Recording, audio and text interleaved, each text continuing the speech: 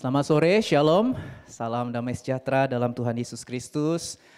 Welcome kembali saudara yang liburan, besok mulai kuliah ya. Kiranya Tuhan memberkati berlimpah-limpah kuliah saudara. Semangat semester baru, kasih karunia Tuhan menyertai kita semua. Minggu pertama bulan Maret saya mau menyampaikan firman Tuhan dengan judul The Way of Wisdom atau Jalan Hikmat. Mari kita buka kitab Amsal pasal 4. Saya baca ayat 11, saudara 12, demikian kita saling bergantian. Aku mengajarkan jalan hikmat kepadamu, aku memimpin engkau di jalan yang lurus. Ayat 12 silakan. Bila engkau berjalan langkahmu tidak akan terhambat, bila engkau berlari engkau tidak akan tersandung. Berpeganglah pada didikan, jangan melepaskannya, peliharalah dia karena dialah hidupmu. Janganlah menempuh jalan orang fasik dan janganlah mengikuti jalan orang jahat.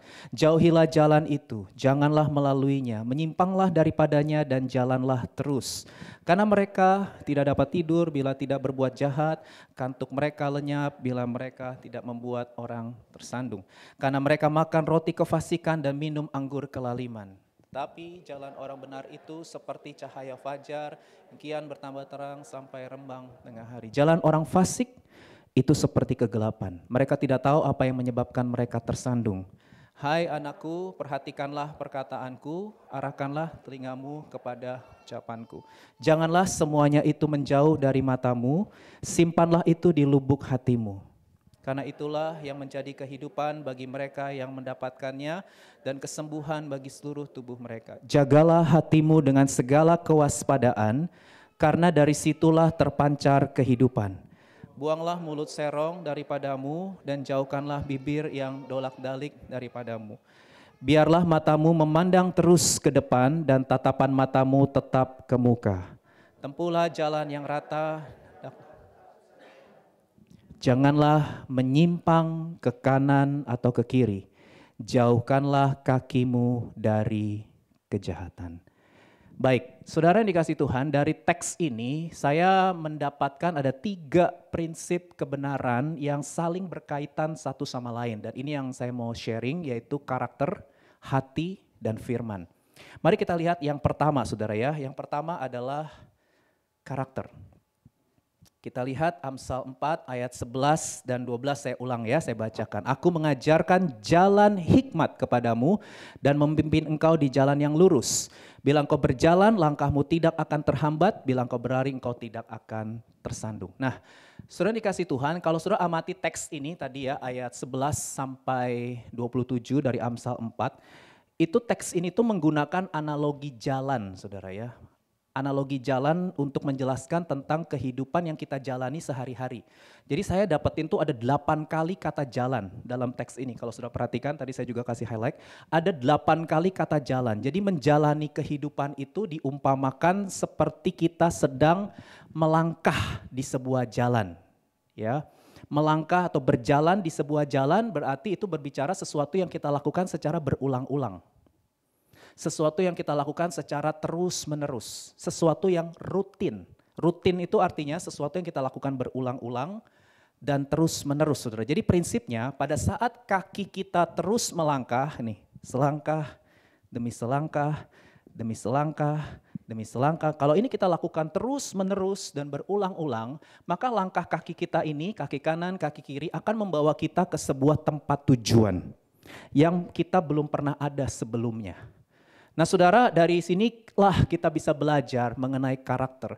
Karakter itu tidak dibangun dalam semalam. Karakter itu tidak dibangun dalam sekejap. Karakter itu tidak terjadi secara tiba-tiba. Saya selalu katakan tiba-tiba, tidak pernah terjadi dengan tiba-tiba. Apa itu karakter? Saudara, dari Kamus Besar Bahasa Indonesia dituliskan karakter itu adalah sifat, watak, tabiat yang dimiliki oleh seseorang yang membedakan orang tersebut dengan orang lain.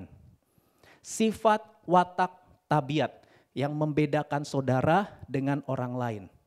Nah, ini ada sebuah quotes yang bagus saudara ya. Dikatakan bahwa karakter itu tidak ditentukan dari peristiwa-peristiwa besar yang dramatis dalam hidup kita. Tetapi karakter kita itu ditentukan oleh pilihan-pilihan kecil yang kita ambil setiap hari. pilihan-pilihan yang kita ulang secara terus-menerus itu akan membentuk kebiasaan. Dan kebiasaan itu akan membawa kita pada sebuah karakter. Dan karakter kita yang menentukan masa depan atau tujuan hidup kita. Akan kemana kita. Jadi pilihan-pilihan yang saudara ambil setiap hari, itulah yang akan membentuk karakter saudara. Saya kasih contoh, Daniel di Goa Singa. Tahu cerita itu saudara? Tahu lah ya, Daniel di Goa Singa. Kita kagum sama si Daniel ini. Wih, Daniel karakternya pemberani begitu ya. Kan kita tahu lawan-lawan politiknya tuh sebel banget sama Daniel kan, karena dia jabatannya naik terus. Itu sebabnya mereka berusaha ngejatuhin, gimana caranya nggak ketemu. Akhirnya mereka pikir, oh saya punya satu, yaitu ibadahnya aja kita serang. Makanya orang-orang ini memprovokasi Raja Darius.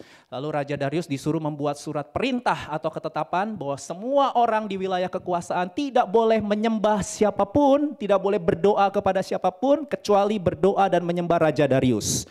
Dan bagi orang yang tidak mau menyembah Raja Darius akan dimasukkan ke Goa Singa, artinya nyawanya akan hilang. Dan kita lihat Daniel ketika mendengar perintah raja yang tidak bisa dibatalkan itu, respon Daniel menarik buat saya. Daniel berani menentang, saudara, melawan peraturan yang dibuat oleh Raja Darius itu. Artinya Daniel punya karakter pemberani. Dia siap kehilangan nyawa, saudara. Tapi saudara harus tahu bahwa keberanian yang dimiliki oleh Daniel itu tidak terjadi dalam semalam. Keberanian yang dimiliki oleh Daniel itu tidak terjadi secara sekejap. Itu tidak terjadi secara tiba-tiba. Dari mana kita tahu? Ada pilihan-pilihan kecil yang Daniel ambil dalam hidupnya selama puluhan tahun. Yang membentuk karakternya menjadi seorang pemberani. Coba kita lihat Daniel 6 ayat 11. Mari kita baca bersama, yuk 2, 3. Demi didengar Daniel bahwa surat perintah itu telah dibuat, pergilah ia ke rumahnya. Dalam kamar atasnya ada tingkap-tingkap yang terbuka ke arah Yerusalem. 3 kali sehari ia berlutut, berdoa serta memuji Allahnya seperti yang biasa dilakukannya. Bilang sama kanan kiri, seperti yang biasa dilakukannya. Apa yang saudara biasa lakukan setiap hari? Halo?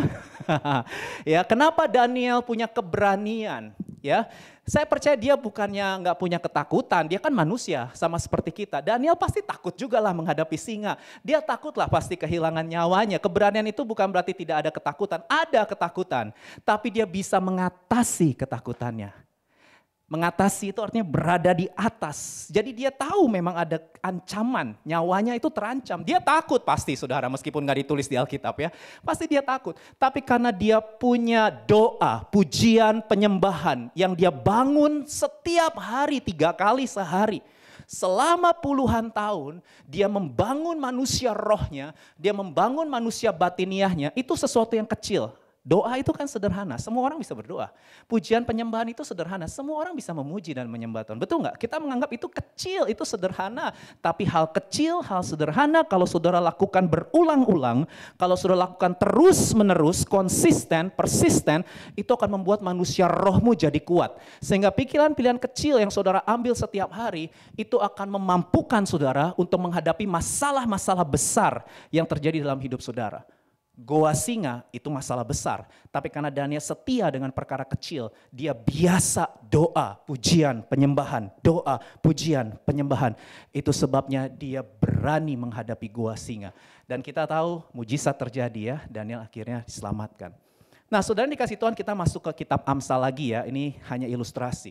Kalau saudara tadi baca kitab Amsal pasal 4 yang ditulis oleh Salomo, dijelaskan bahwa kehidupan yang berhikmat itu dianalogikan dengan sebuah jalan. Dan di Amsal pasal 4 yang tadi barusan kita baca saudara, itu Salomo menuliskan hanya ada 2 jalan, tidak ada jalan ketiga. Hanya ada 2 jalan, dalam hidup ini kita hanya diperhadapkan dengan 2 jalan. Yang pertama jalan orang benar atau jalan berhikmat. Dan yang kedua adalah jalan orang fasik. Hanya ada 2, tidak ada jalan ketiga saudara. Nah kalau saudara perhatikan mengenai jalan orang fasik, kembali ke Amsal ya, Amsal 4 ayat 16 sampai 17, Salomo menjelaskan bahwa jalan orang fasik itu akan membuat kita jadi kecanduan, addicted, kecanduan, addicted. Coba lihat ayat 16, saya bacakan buat saudara ya. Karena mereka nggak dapat tidur, nih bahasa kecanduan nih. Siapa di sini yang susah tidur? Karena mereka tidak dapat tidur. Gak bisa tidur, kan orang kecanduan itu kepalanya pusing kalau gak melakukan sesuatu ya, apakah itu ya, macam-macam. Orang kecanduan itu bilang, aduh kalau gak begini-begini, aduh kepala aku pusing, gak bisa tidur, gak bisa, benar itu orang udah kecanduan tuh kayak gitu saudara, ngeri banget ya. Nah orang-orang ini tuh juga kecanduan, gak bisa tidur kalau gak berbuat jahat. Jadi kalau gak berbuat jahat tuh kepalanya pusing, kalau gak berbuat jahat tuh dia gak bisa rileks, dia gak bisa tenang. Harus buat jahat gitu. Dia gak bisa tidur dengan nyenyak kalau dia tidak berbuat jahat, kata Salomo. Kantuk mereka lenyap kalau mereka gak membuat orang lain tersandung. Ampun gak saudara? Jadi mereka itu baru bisa tidur kalau ngelihat orang lain itu jatuh. Dan orang lain ini adalah orang yang mereka gak suka. Ya, kenapa? Karena mereka iri. Iri itu kan artinya gak seneng lihat orang lain seneng. Ya. Iri itu kan artinya kita gak punya apa yang orang lain punya. Halo, betul? Dan ketika kita mulai melihat orang lain punya apa yang kita inginkan dan kita nggak punya, maka kita pingin orang lain itu jatuh. Kita pingin orang itu tersandung. Ya, itulah yang terjadi di ayat 16 ini, saudara. Karena mereka iri dan iri hati terus menguasai pikiran mereka sampai mereka nggak bisa tidur kalau mereka nggak jatuhin orang itu. Ya, karena mereka seneng lihat orang lain susah. Dan susah kalau ngeliat orang lain seneng, ya. Tapi kita enggak, haleluya, amin. Kita senang ngeliat orang lain senang dan kita juga susah ngeliat orang lain susah karena kita punya kasih Tuhan, haleluya. Tetapi orang ini kecanduan, saudara. Ayat 17 dikatakan karena mereka makan roti kefasikan dan minum anggur kelaliman. Ini bahasa orang kecanduan, ngeri sekali. Jalan orang fasik itu ngeri, saudara. Dan makanya di ayat 18 dituliskan, ini terkenal ya, ada lagunya. Jalan hidup orang benar atau orang berhikmat itu beda. Karena jalan hidup orang benar, gimana lagunya? Ya itu ya. Semakin terang hingga rembang tengah hari. Jalan hidup orang benar itu seperti cahaya fajar yang kian bertambah terang sampai rembang tengah hari. Ayat 19. Tetapi jalan orang fasik, orang-orang yang kecanduan itu saudara, mereka seperti kegelapan. Mereka tidak tahu apa yang menyebabkan mereka tersandung. Saudara, kalau kita matikan lampu di ruangan ini, gelap saudara, maka kita nggak bisa melihat segala sesuatu dengan baik. Halo, betul nggak? Matikan. Bisa terjadi malapetaka satu sama lain. Saudara ya, kita susah melihat karena nggak lihat apa-apa, bisa terjadi hal-hal yang berbahaya. Karena kita nggak bisa melihat sesuatu yang jernih. Karena kita nggak bisa melihat sesuatu dengan baik. Kenapa? Karena gelap. Itu sebabnya kita butuh cahaya. Ketika kita melihat cahaya, kita bisa melihat kanan kiri dengan sangat baik. Kita bisa melihat situasi dan orang-orang yang ada di ruangan ini dengan baik, dengan jernih. Karena terang. Tapi kalau gelap, kita nggak bisa saudara. Nah itulah orang-orang yang kecanduan. Mereka melakukan kebodohan-kebodohan. Tapi mereka nggak sadar kalau mereka sedang melakukan kebodohan-kebodohan. Nggak sadar, karena gelap. Ya. Dan itu adalah pilihan-pilihan yang mereka ambil setiap hari. Selangkah demi selangkah. Karakter tidak dibangun dalam sekejap, tapi itu sebuah proses akumulasi dari pilihan-pilihan yang saudara ambil setiap hari. Bilang sama kanan kiri, hati-hati dengan pilihanmu. Ya, kecil. Oh, yang kecil-kecil lama-lama jadi bukit. Saudara ya, hati-hati. Saya mau kasih contoh, saya lupa ada pendeta pernah sharing, ini saya ngutip dari pendeta ini saudara. Dia pernah cerita ada seorang di majalah Time US ya berarti ya, ada seorang pria yang dihukum penjara hampir seumur hidup. Jadi pria ini cerita, jadi dalam wawancara pria ini cerita gitu saudara ya, bahwa sejak kecil ia sudah terbiasa berbohong. Jadi dia pernah cerita waktu kecil tuh dia pernah lihat kamar ayahnya ada jam tangan emas. Terus dia menyelinap diam-diam ya, nggak ngomong sama papanya, dia ambil jam tangan emasnya, terus dia pakai, tiba-tiba jam tangannya itu lepas dan kacanya pecah. Papanya marah, papanya kumpulin, saya lupa berapa anak gitu ya, dikumpulin semua seisi rumah pokoknya. Dikumpulin semua, ditanya, ayo ngaku, siapa yang pecahin jam tangan papa? Dan anak ini tidak mau ngaku. Ya, pokoknya dia berbohong, dia tidak mau ngaku, dia tidak mau bertanggung jawab dengan apa yang dia lakukan. Dan dia lakukan itu berulang-ulang. Berbohong, gak mau ngaku, lari dari tanggung jawab. Itu dia lakukan selangkah demi selangkah. Terus begitu, bohong, gak mau ngaku, lari dari tanggung jawab, gak mau tanggung jawab, lari dari masalah, bohong, dusta, nipu. Gitu terus sampai dia remaja, pemuda, sampai dia dewasa muda. Dan singkat cerita dia lagi ngendarain mobil di malam hari, saudara, dia tabrak seorang anak kecil dan anak kecil itu meninggal. Dan karena dia sudah membentuk karakternya sejak kecil untuk berbohong, tidak mau mengakui kesalahan, dan lari dari tanggung jawab, maka ketika dia lihat anak kecil itu meninggal, maka dia langsung lari dari lokasi kejadian. Dia nggak tolong anak itu. Dan singkat cerita polisi tangkap dia dan singkat aja dia masuk ke penjara dan hampir seumur hidup nasibnya ada di dalam penjara. Langkah demi langkah akan membawa kita ke sebuah tempat tujuan. Ya, mungkin kita pikir bohong itu kecil lah, nggak mau ngaku kesalahan biasa lah, lari dari tanggung jawab kecil. Pilihan-pilihan kecil, pilihan-pilihan sederhana yang saudara anggap remeh itu, kalau saudara lakukan berulang-ulang, terus-menerus, akan menjadi akumulasi, itu akan membentuk karakter saudara, dan itu yang menentukan nasib saudara. Dan orang ini, pria ini bilang, bukan tabrak larinya yang jadi masalah, dia bilang, tapi karena kebiasaan berbohong yang tidak pernah aku hentikan sejak aku kecil, itulah yang jadi bom waktu, dan akhirnya bomnya itu meledak sekarang. Orang ini mengakui dalam wawancara itu, saudara. Jadi ngeri. Hati-hati dengan pilihan yang saudara ambil. Karena hidup kita hari ini ditentukan dari keputusan-keputusan kita di masa lalu. Dan hidup kita di masa depan itu ditentukan dari keputusan-keputusan kita di hari ini. Tomorrow starts today. Kalau saudara mau memiliki masa depan yang baik, jalan hidupmu terang bagai rembang tengah hari seperti cahaya fajar, maka saudara harus mulai mengambil keputusan untuk hidup dalam terang. Hiduplah dalam kejujuran, hiduplah dalam keterbukaan, hiduplah dalam kebenaran. Katakan amin. Meskipun mungkin ada resiko yang harus diambil ya, mungkin. Tapi karena saudara terus mempertahankan karakter ini, maka saudara akan melihat masa depan yang Tuhan janjikan terjadi dalam hidup saudara. Karena hidup ini soal keputusan. Dan kita harus akui bahwa mengambil keputusan bukan sesuatu yang mudah. Halo, betul?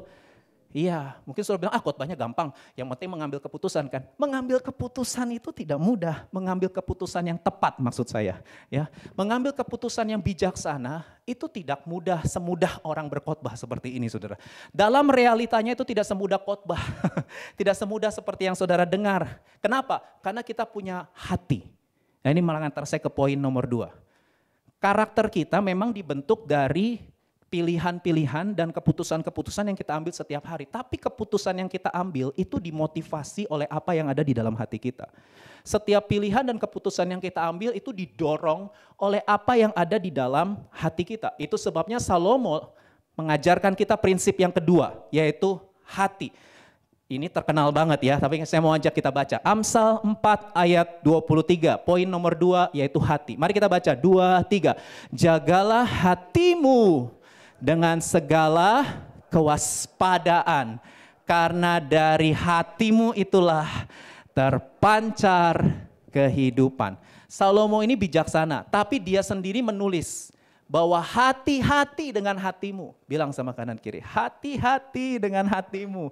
Ya saudara, hati-hati dengan hati. Makanya hati itu harus dijaga dengan segala kewaspadaan. Harus pasang alarm berarti kan, kalau kewaspadaan, iya nggak? Ya harus pasang, biar kita tuh terjaga saudara ya. Biar kita tuh punya spiritual awareness, punya kesadaran rohani. Hati itu sangat berbahaya kalau tidak dijaga dengan penuh kewaspadaan. Kenapa? Karena itu adalah springs of life. Dalam terjemahan bahasa Inggris, mata air kehidupan. Berarti dia sumber dari apa yang kita katakan, apa yang kita pikirkan, apa yang kita rasakan, dan apa yang kita lakukan berulang-ulang, itu sumbernya dari dalam hati kita. Gak mudah makanya. Ya, bukan sesuatu yang mudah. Apa yang ada di dalam hati saudara dan saya menentukan cara kita memandang segala sesuatu. Ini di Cool pernah dibahas ya. Saudara, apa yang ada di dalam hati kita itu akan menentukan cara kita memandang uang. Uang itu apa menurut saudara? Ya ini bagusnya dibahas di Cool ya, 5-7 orang. Menurut kamu uang itu apa saudara? Karena meskipun kita casingnya Kristen, belum tentu jawaban kita sama mengenai uang, saudara ya. Ini nanti akan dibahas soal financial. Apa pandangan saudara tentang uang? Apa pandangan saudara tentang kuliahmu? Apa pandanganmu tentang pekerjaan yang sekarang kau sedang jalani? Apa itu pekerjaan menurut saudara? Apa itu waktu? Pandangan saudara mengenai waktu. Time is... ada yang bilang time is cepat langsung karena itu di hatinya ya. Time is money. Tapi ada orang bilang enggak. Ada yang bilang hidup ini adalah bukan uang. Kesempatan hidup ini bukan uang, untuk melayani Tuhan. Ada yang berpikir begitu, jangan sia-siakan waktu yang Tuhan beri. Hidup ini harus jadi berkat. Meskipun casingnya Kristen, jawabannya beda. Responnya beda. Yang satu Kristen tapi time is money. Pokoknya semua harus ujung-ujungnya duit, menguntungkan maksudnya. Kalau nggak menguntungkan, buat apa hidup jadi berkat? Buat apa nolong orang lain kalau nggak ada keuangan yang masuk? Kalau nggak ada keuntungan-keuntungan yang masuk. Ada orang yang berpikir pragmatis seperti itu, saudara. Tapi ada juga yang enggak. Memang dia tulus. Dan kita bilang orang bodoh. Ya, orang bodoh ini, ya kan, hidup ini adalah kesempatan untuk melayani Tuhan. Bodoh ini. Hidup ini waktunya untuk kita memperkaya diri, tahu, ya kan? Nggak apa-apa, memang setiap orang punya perbedaan, ya. Karena apa yang ada di dalam hati orang itu beda-beda, saudara. Springs of life, mata air kehidupan. Cara saudara memandang hubungan, ayo. Hubungan itu apa sih menurut saudara? Cara saudara memandang pacaran, apa itu pacaran menurut saudara? Nanti saya pikir kita harus talk show nih ya mengenai relationship ya. Supaya kita tahu apa itu pernikahan. Ya, sekarang kita dibombardir dengan macam-macam isu LGBT dan lain sebagainya. Apa itu pernikahan? Ini pernah dibahas di Cool Precious. Makanya saudara yang dewasa muda yang udah lulus, gabung deh ya. Gembala Coolnya itu pengurapan pewahyuannya itu luar biasa saudara ya. Saya sendiri sering gabung di Cool Precious karena saya juga diberkati dengan pewahyuannya ya. Jadi dia tuh punya pewahyuan sangat luar biasa ya.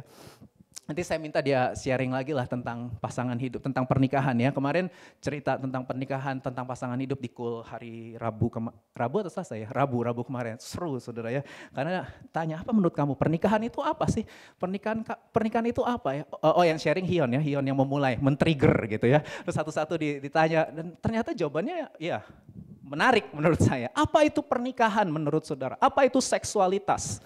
Apa itu penderitaan? Apa itu penderitaan? Ada banyak orang menghadapi penderitaan, responnya beda.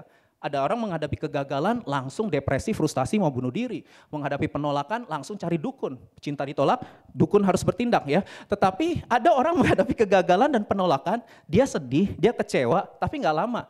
Karena dia tahu dia punya Tuhan yang mengontrol segala sesuatu dan dia percaya Roma 8 ayat 28 bahwa Tuhan turut bekerja dalam segala sesuatu untuk mendatangkan kebaikan. Itu sebabnya ketika dia mengalami kegagalan atau penolakan, sedih, kecewa, tapi nggak lama-lama. Dia mau bangkit lagi, dia mau move on. Ya.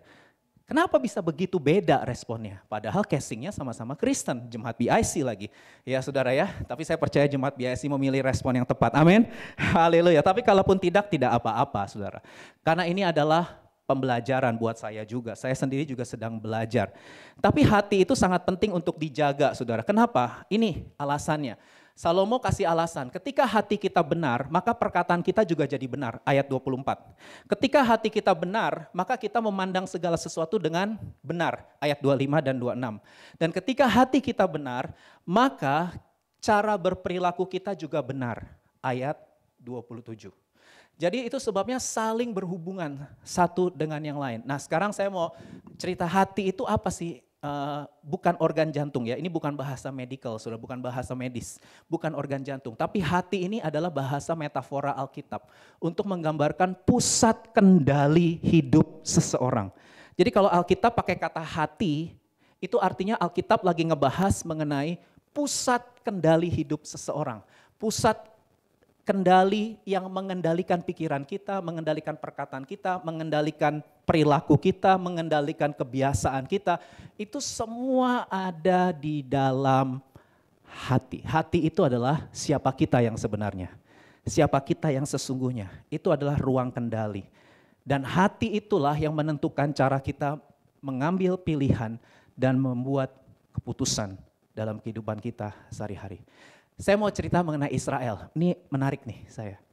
Saya mau cerita sedikit aja sudah tentang bangsa Israel. Sudah kan tahu ya, setelah bangsa Israel keluar dari perbudakan Mesir, Allah itu kan menuntun mereka masuk ke tanah perjanjian ya. Dan dalam proses itu Allah itu terus menyatakan kehadirannya, penyertaannya, pemeliharaannya kepada bangsa Israel, betul ya. Tetapi yang menjadi masalah adalah Allah itu kan tidak kelihatan. Allah itu kan roh ya. Jadi Allah itu tidak kelihatan. Oleh karena itu Allah memakai sarana-sarana yang kelihatan, yang kasat mata, yang bisa dilihat dengan mudah, bisa ditangkap oleh panca indera dengan gampang bahwa betul Allah itu menyertai, betul Allah itu menuntun, membimbing dan memelihara.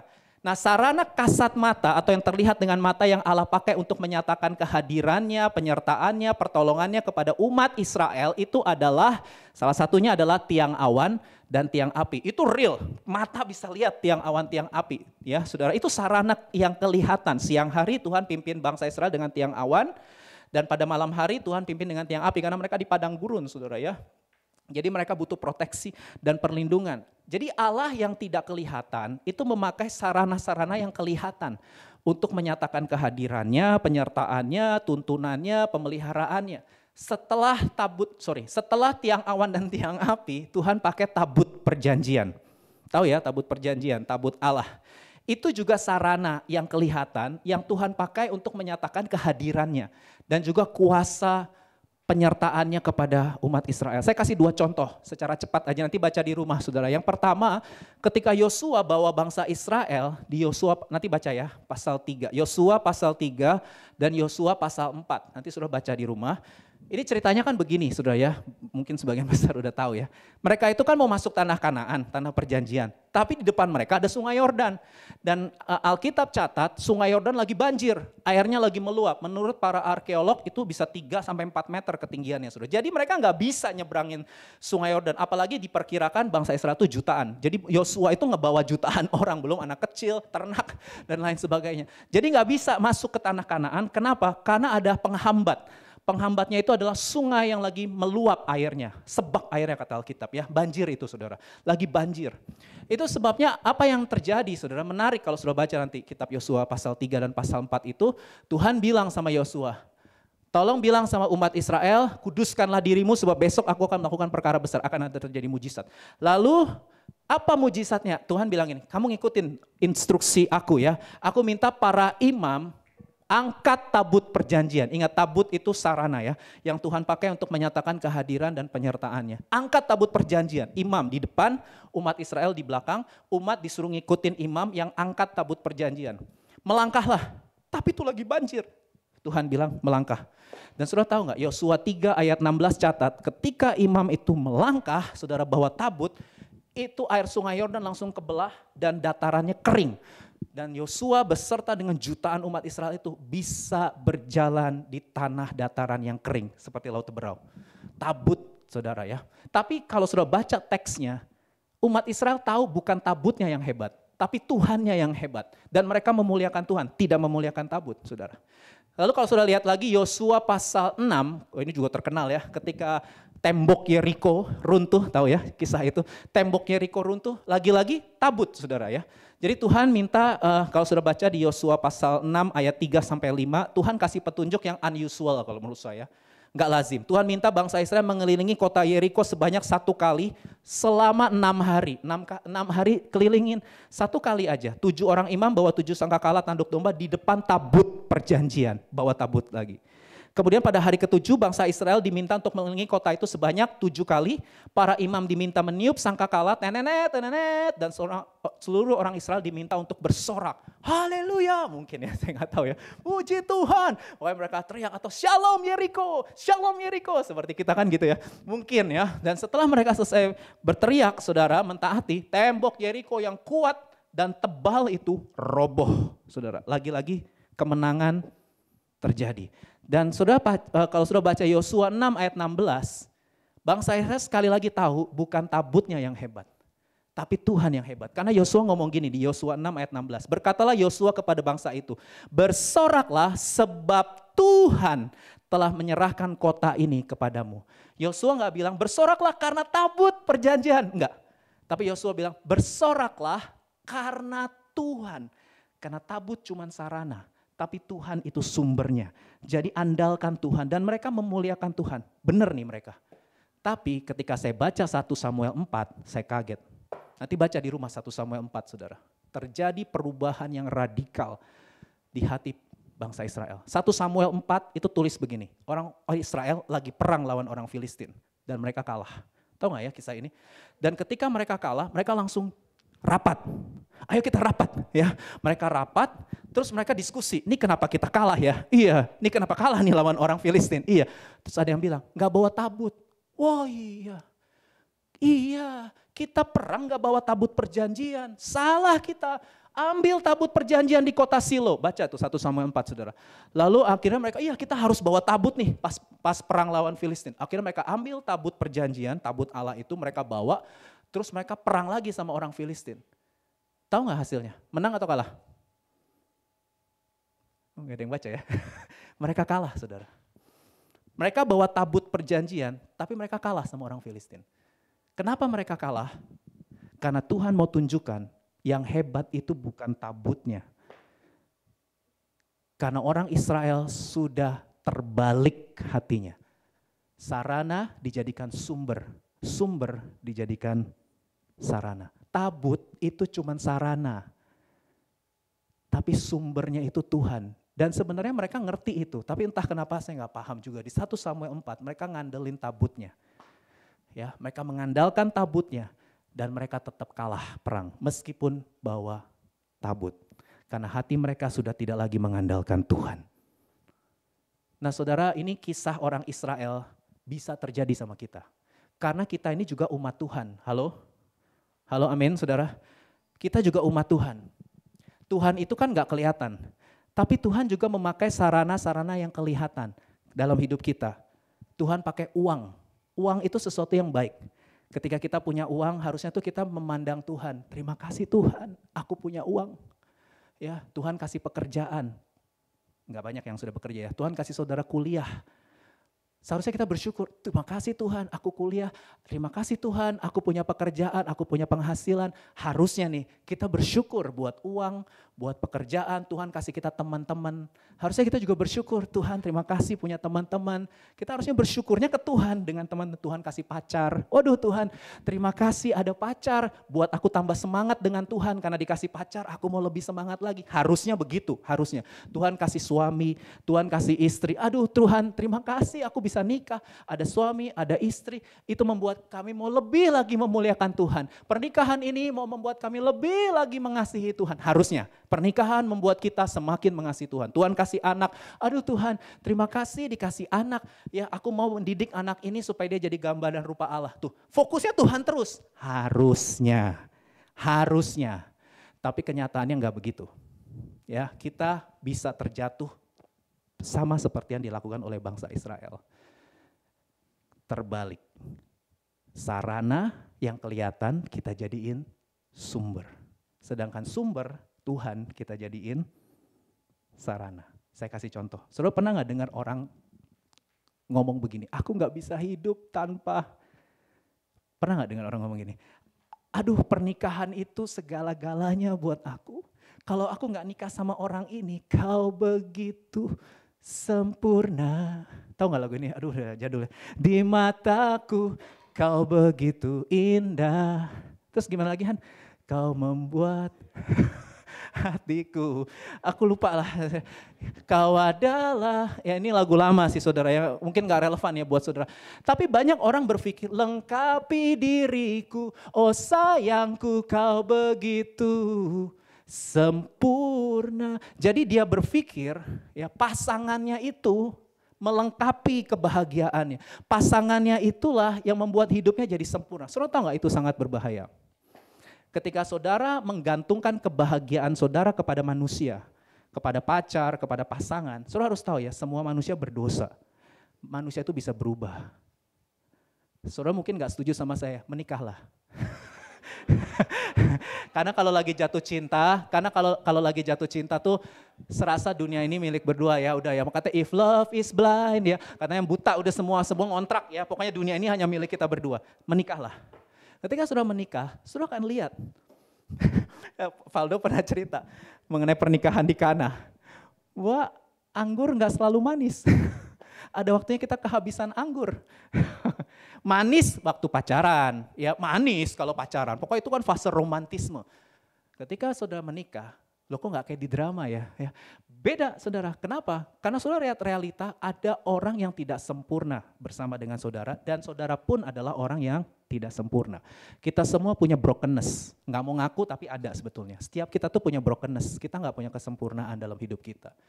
Dan kalau saudara berkata, kau melengkapi kebahagiaanku, engkaulah kesempurnaan hidupku. Hati-hati dengan kalimat itu, karena saudara akan menuntut pasangan saudara membahagiakan saudara. Dan itu capek buat pasangan saudara. Karena pasangan saudara juga nuntut saudara membahagiakan dia. Dua-duanya saling menuntut. Kering hubungan itu. Karena dua orang broken, saling nuntut. Kamulah yang harus membahagiakan aku. Enggak, aku loh yang BTT, butuh tati tayang. Ya, saudara. Saudara harus diakui memang kan ada keluarga-keluarga broken home. Mungkin dia gak terima kasih sayang dari orang tua. Sehingga ketika pacaran, kasih sayangnya dilimpahkan karena gak dapat dari orang tuanya. Gak terima penerimaan, gak terima ujian mungkin ya. Jadi ketika ketemu teman, mungkin gak hanya pacar ya. Ketemu teman bisa addicted sama teman. Bisa addicted, teman itu segala-galanya pokoknya. Teman itu sehidup semati. Ya, atau kalau udah menikah, kalau kau mati, aku juga mati ya. Jadi itu pokoknya harus sampai mati. Wah lu mati, gue mati gitu ya. Begitu banget. Karena apa? Karena sumber kebahagiaanku adalah kamu. Mungkin selalu karena kita drama ya. Tapi itu semua tipu muslihat iblis. Ketika saudara bergantung sama sarana yang bisa berubah. Manusia bisa berubah gak? Halo? Manusia bisa bermasalah gak? Manusia bisa hilang gak dalam hidup saudara? Bisa. Kan kita tahu semua manusia akan hilang dalam hidup kita ketika mereka dipanggil pulang sama Tuhan. Kan tetap harus pulang kan.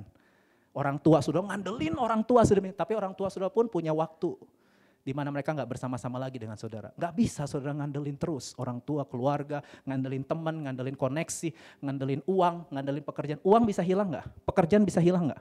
Bisa hilang. Kalau saudara mencintai hal-hal yang bisa hilang itu, hidup saudara juga bisa hilang. Hidup saudara bisa berubah. Hidup saudara juga bisa bermasalah. Karena semua hal-hal itu bisa bermasalah. Uang bisa bermasalah, pekerjaan bisa bermasalah, pasangan hidup bisa bermasalah, keluarga bisa bermasalah. Semua bisa bermasalah dalam hidup kita. Karena semua itu hanyalah sarana, bukan sumber kebahagiaan yang menentukan nasib kita. Jangan sampai kita ngikutin jejaknya bangsa Israel, saudara ya. Saudara, jangan sampai saudara. Saya berdoa supaya tidak ada di tempat ini saudara ya, yang menjadikan Tuhan hanya sebagai alat. Tuhan hanya sebagai sarana untuk mewujudkan apa yang kita inginkan. Dia bukan alat, dia bukan sarana, dia sumber satu-satunya yang kita andalkan. Nanti kita akan nyanyi lagunya ya, satu-satunya yang ku andalkan. Sumber kebahagiaan kita nggak ada sama manusia saudara. Manusia itu berubah, bisa mengecewakan. Pernikahan bukan solusi. Kekayaan juga bukan solusi. Raja paling kaya yang nulis Amsal ini pun empty hidupnya saudara. Salomo tuh kaya banget. Empty, kosong, hampa. Karena memang semua yang bersifat ciptaan, itu ini saya kutip dari Timothy Keller ya. Pastor Timothy Keller almarhum berkata begini, jika kita mencari makna, pengharapan dan kebahagiaan pada hal-hal yang bersifat ciptaan, manusia, uang, pekerjaan, pasangan hidup, keluarga, anak, semua ya, kesehatan, yang hanya Tuhan dapat berikan, maka hal tersebut akan membuahkan kegagalan dan menghancurkan hati kita. Saya setuju sama Pastor Timothy Keller ini saudara. Apa yang dicintai oleh hati kita akan memotivasi apa yang kita lakukan. Apa yang dicintai oleh hati kita akan mendorong semua yang kita lakukan. Dan kalau saudara mencintai sesuatu lebih dari saudara mencintai Tuhan, entah sesuatu itu pacar, teman, uang, pekerjaan, apapun itu, hobi ya. Kalau saudara mencintai itu lebih dari saudara mencintai Tuhan, ingat mereka bisa bermasalah, bisa berubah, bisa hilang, bisa hancur. Kalau kita menggantungkan nasib kita sama mereka, kita juga bisa bermasalah, berubah, hilang, dan hancur. Padahal rancangan Tuhan bukan kehancuran buat hidup saudara. Rancangan Tuhan adalah hari depan yang penuh pengharapan. Tuhan gak mau hidup kita hancur. Makanya dia bilang, bawa seluruh pergumulanmu kepadaku. Kita ini punya pergumulan eksistensi saudara ya. Saya sering khotbah ini ya. Manusia itu punya kebutuhan eksistensi. Apa itu kebutuhan eksistensi? Kebutuhan untuk diakui, kebutuhan untuk diterima, disayang, dicintai, dimiliki, dihargai. Ada sense of significance dalam hidup kita. Kita tuh pingin dianggap sama orang. Makanya saya selalu ajarin jemaat BIC belajar menghormati orang. Ya please, sorry, thank you. Kalau sudah ada orang chat, lambat responnya, say sorry lambat respon. Ada apa ya? Belajar menghormati orang saudara ya. Saya ajarin karena Gen Z ini katanya makin cuek ya hari-hari ini. Tapi saya bilang enggak lah, jemaat biasi enggak seperti itu. Karena mereka sudah mengalami pembaharuan dari Tuhan. Saya selalu ajarkan untuk kita respect sama orang, menyapa, memberi senyum, ya, salaman. Jangan cuek lah saudara ya. Mari belajar karena ini kebutuhan eksistensial. Dan kita punya kebutuhan fundamental saudara ya. Dosa, penderitaan, kematian. Kita semua punya pergumulan dengan itu semua. Dan solusi atas pergumulan kita itu hanya ada di dalam Tuhan. Hanya Tuhan yang bisa memuaskan kebutuhan eksistensial kita. Karena kita dicintai, diterima, diakui, dihargai selama-lamanya. Dan ini akan mengantar saya pada poin yang ketiga, yaitu firman. Poin terakhir, cepat kok yang terakhir. Kalau sudah lihat Amsal 4 ayat 20-22, Salomo tulis gini, "Hai anakku, perhatikanlah perkataanku. Arahkanlah telingamu kepada ucapanku." Ini firman ya saudara ya, firman. "Janganlah semuanya itu menjauh dari matamu." Yuk baca bersama. "Simpanlah itu di lubuk hatimu. Karena firman itulah yang akan menjadi kehidupan bagi mereka yang mendapatkannya dan kesembuhan." Saudara yang broken, saudara yang terluka, pahit. Firman itulah kehidupan, firman itulah kesembuhan, bukan orang, bukan uang, bukan pekerjaan, bukan kekayaan, bukan popularitas, ketenaran, jabatan, bukan seksualitas, apapun itu, tidak bisa. Kesembuhan dan kehidupan itu hanya ada di dalam firman. Ini tiga nyambung saudara, karakter, hati, dan firman. Karakter itu bicara pilihan, keputusan yang kita ambil dan itu ditentukan oleh hati kita. Tapi untuk mengubah hati itu gak gampang. Apalagi kalau dari kecil saudara udah dididik sama orang tua saudara untuk cinta uang. Susah mengubah hati kalau udah dididik. Pokoknya lu harus, uang itu segala-galanya nak. Gak jadi orang lu kalau gak punya uang. Ya harus punya uang, kaya, lu harus kaya baru jadi orang. Ada orang tua, bukan orang tua di sinilah ya. Tapi ada orang tua yang ngedidik anaknya, kamu belum jadi orang kalau kamu belum kaya. Padahal dia kan udah orang ya. Sejak dalam kandungan itu kan dia sudah manusia kan sebetulnya. Tapi enggak, kamu enggak akan jadi orang kalau kamu enggak kaya. Kamu harus kaya nak. Kalau itu diulang-ulang terus oleh keluarga saudara. Saudara nonton film, filmnya juga begitu value-nya. Ya, wah pokoknya harus kaya. Kalau kaya gampang dapat jodoh. Kalau kaya semua orang mau sama kamu. Film ngajarin begitu, lagu juga ngajarin begitu. Saudara lihat, iya cocok sama ajaran orang tua saya ya. Film begitu, drama begitu, lagu begitu, pokoknya materialism, ya pokoknya materi, itulah yang paling bernilai buat hidupku. Susah loh ngubah hati. Susah, apalagi kalau ada pengalaman trauma. Soal pernah di abuse, physical abuse, mental abuse. Aduh, itu ngubah hati ya. Kalau udah pahit nih saudara, mengubah untuk menyembuhkan, mengampuni. Wah, kalau udah ngalamin pengalaman trauma di masa lalu, hati ini loh susah. Kita mungkin pikiran sadarnya tahu orang Kristen harus mengampuni, itu mah pikiran sadar. Tapi kan manusia punya pikiran bawah sadar yang menggerakkan dan memotivasi dia. Paulus bilang gini, aku tahu apa itu berbuat baik, tapi setiap kali aku melakukannya selalu yang jahat. Kenapa? Paulus punya pikiran sadar, oh orang Kristen itu harus baik. Tapi ketika disakiti, dia balas lagi. Kenapa?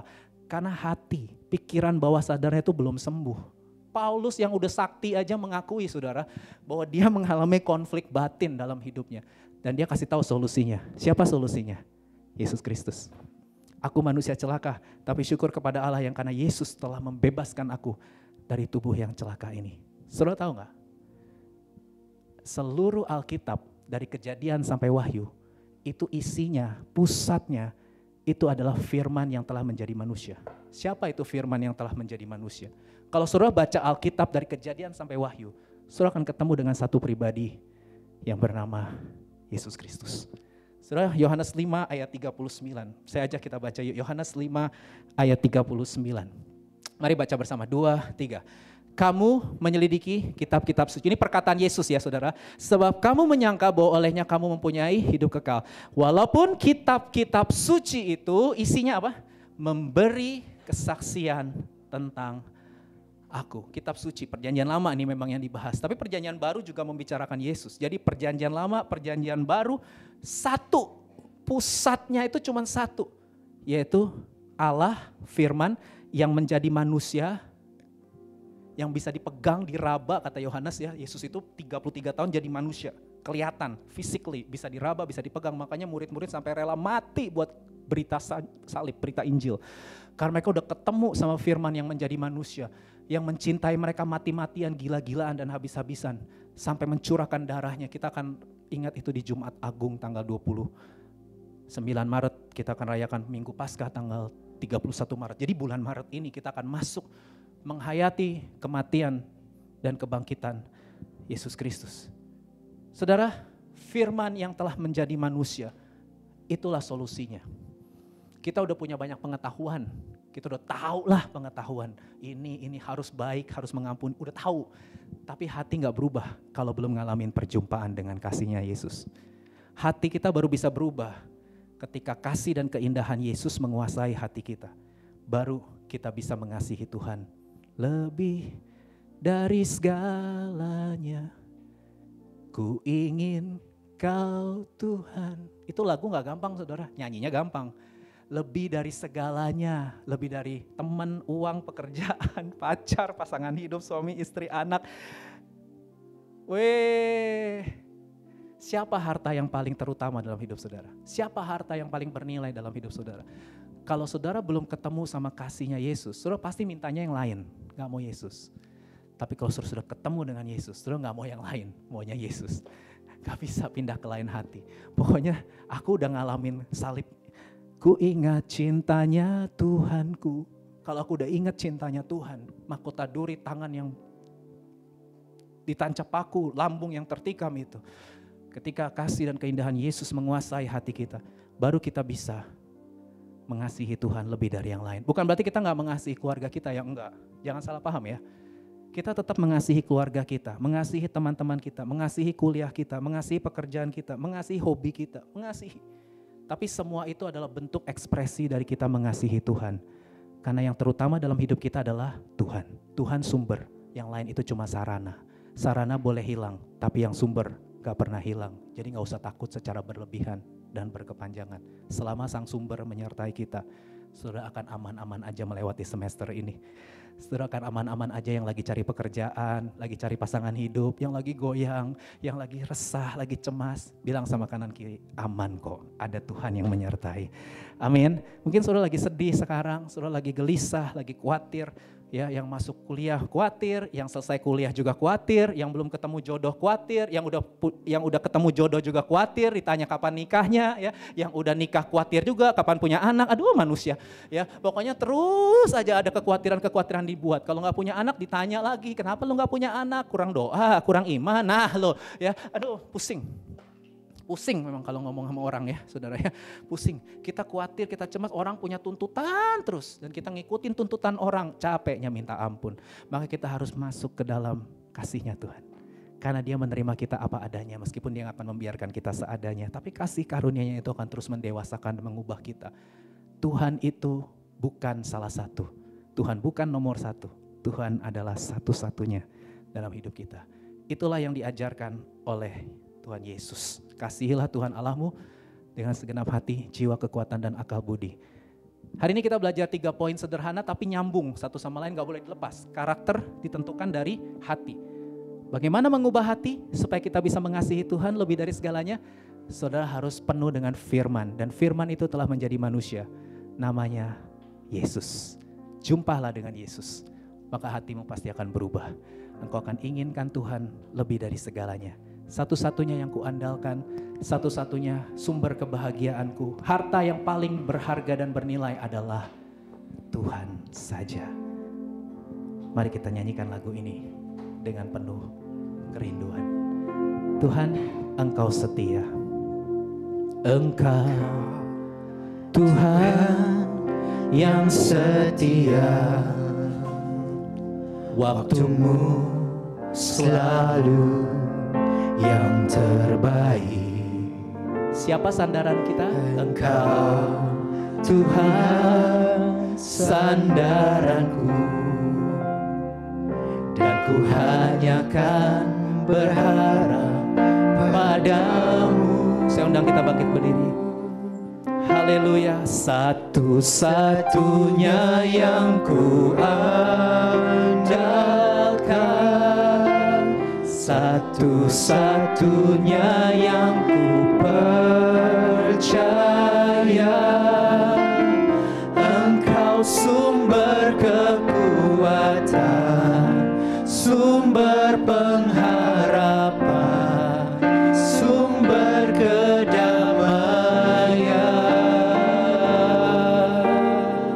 Satu-satunya yang ku andalkan, satu-satunya yang ku percaya.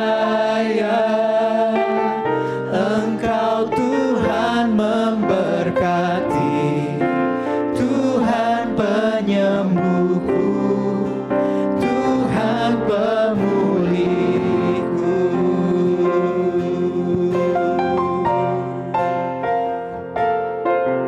Engkau Tuhan yang setia, waktumu selalu yang terbaik.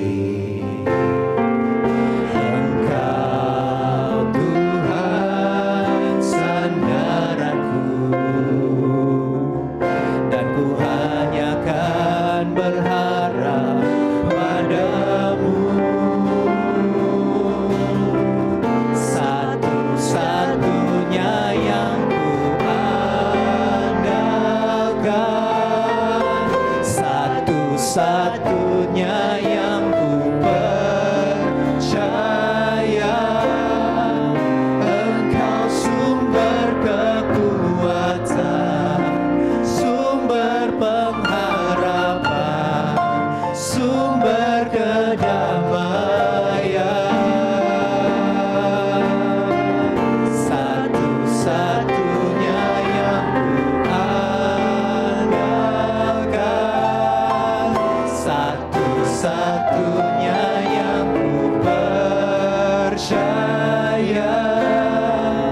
Engkau Tuhan memberkati, Tuhan penyembuhku, Tuhan pemulihku. Saudara, mari datang kepada Tuhan. Hari ini kita mendengarkan 3 prinsip sederhana tapi sangat penting. Karakter kita ditentukan dari apa yang ada di dalam hati kita. Hati itu yang memotivasi dan mendorong setiap pilihan dan keputusan yang kita ambil setiap hari. Tapi gak gampang mengubah hati manusia. Gak gampang. Hati itu sudah menjadi sesuatu yang paling inti atau pusat dalam hidup kita. Itu sebab kita butuh firman setiap hari. Baca Alkitab, saudara, dengarkan firman Tuhan, renungkan, simpan firman setiap hari di hatimu, masuk pikiran bawah sadarmu, sehingga kau akan mengalami perjumpaan dengan sang firman hidup yang telah menjadi manusia, yaitu Yesus Kristus. Yesuslah pusat dari pemberitaan kitab suci. Ketika saudara merenungkan firman siang dan malam, saudara akan ketemu dengan kasih dan keindahan Yesus yang menguasai hati dan pikiranmu setiap hari, sehingga jiwamu tenang, jiwamu damai, sembuh, pulih. Datang sama Dia. Tidak ada kata terlambat. Tuhan sekarang membuka tangannya dan berkata, marilah kepadaku semua yang letih lesu dan berbeban berat, semua yang terluka dan sakit, datanglah kepadaku. Aku akan sembuhkan, aku akan pulihkan, aku akan perbaharui hatimu, aku akan ubah hatimu, sehingga engkau bisa melihat jalan hidupmu semakin bertambah terang, seperti cahaya fajar yang kian bertambah terang sampai rembang tengah hari. Itulah masa depan saudara dan saya di dalam Tuhan. Masa depan yang cemerlang, penuh dengan pengharapan. Dan pengharapan di dalam Tuhan tidak pernah mengecewakan. Tuhan, terima kasih untuk firman-Mu. Hari ini kami belajar kembali mengambil komitmen untuk berkata, Tuhanlah harta yang paling berharga buat hidup kami. Tuhan Yesuslah apa yang hati kami paling cintai. Engkaulah yang terutama buat hidup kami. Engkaulah kebahagiaan dan keberhargaan kami, ya Tuhan. Terima kasih, biarlah kasih dan keindahan-Mu tidak hanya kami alami di kebaktian ini, tapi saat kami kuliah, saat kami bekerja, saat kami berjumpa dengan orang-orang di sepanjang minggu ke depan, kami merasakan hadirat Tuhan terus menyertai kami dan membawa kami terus memandang Tuhan Yesus yang tidak pernah meninggalkan kami sedetik pun, yang tidak pernah berubah dulu, sekarang, sampai selama-lamanya. Kami akan masuk semester yang baru, kami akan mulai bekerja, kami akan masuk dalam fase kehidupan, episode hidup yang baru di bulan Maret dan seterusnya di sepanjang tahun 2024 ini dengan penuh ucapan syukur. Karena kami tahu ada Tuhan yang memegang kendali atas hidup dan masa depan kami, yang turut bekerja dalam segala sesuatu untuk mendatangkan kebaikan buat hidup kami. Terima kasih Tuhan, kami mau milih jalan hikmat, kami mengambil keputusan untuk menjadi orang-orang yang berhikmat. Biarlah hidup kami terus berbuah, memuliakan nama Tuhan. Mari buka hatimu, tengadakan kedua belah tanganmu, terimalah berkat dari Tuhan. Kiranya kasih karunia yang berlimpah-limpah dari Allah Bapa dalam anaknya yang tunggal Tuhan Juru Selamat penebus kita Yesus Kristus, dan persekutuan yang hidup bersama dengan Roh Kudus akan terus menghibur, memperbaharui, mengubahkan hati kita supaya kita mencintai apa yang Tuhan cintai, dan kita melakukan apa yang menjadi kehendak Tuhan, sehingga kita keluar, kita pulang dari kebaktian, dari ruangan ibadah ini, kita bangkit jadi teranglah, sebab terangmu telah datang dan kemuliaan Tuhan telah turun atasmu. Dalam nama Yesus semua yang siap bangkit dan jadi teranglah. Sama-sama katakan amin. Tepuk tangan buat Tuhan Yesus. Happy Sunday. God bless.